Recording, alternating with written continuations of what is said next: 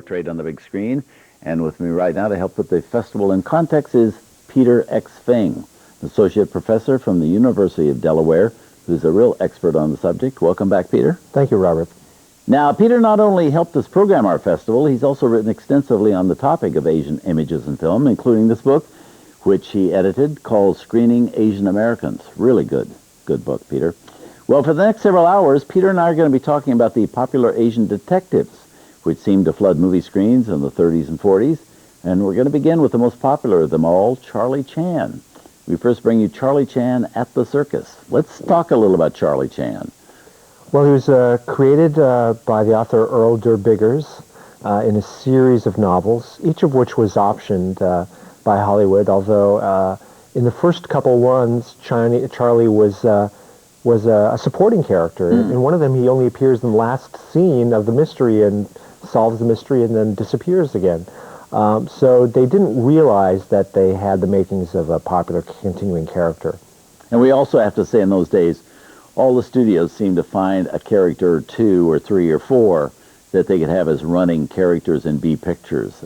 Charlie Chan was one of the most popular, and he's endured in popularity. Everybody jumped on the bandwagon, it seemed, afterward, and tried to come up with another Asian detective, Mr. Wong, Mr. Moto.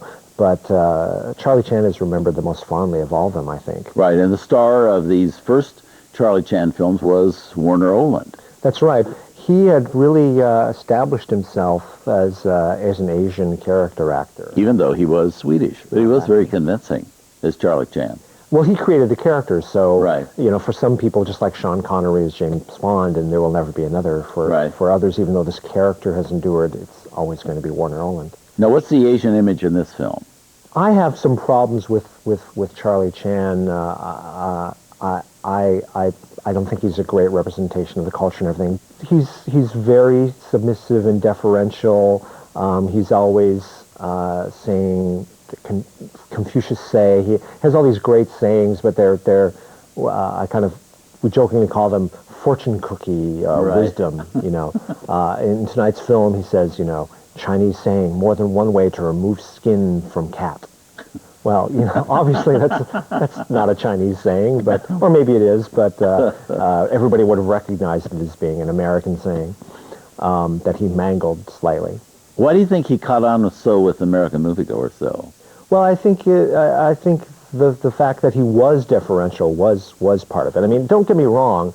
Compared with representing Fu Manchu or compared with the villainous characters that we've seen, this is obviously a huge step forward. Just to have the smartest man in the room not be a white character is a huge step forward. Right. Well, let's jump in and watch Charlie solve a crime. Here from 1936 with Warner Oland as Charlie Chan and Keye Luke as number one son. Charlie Chan at the Circus.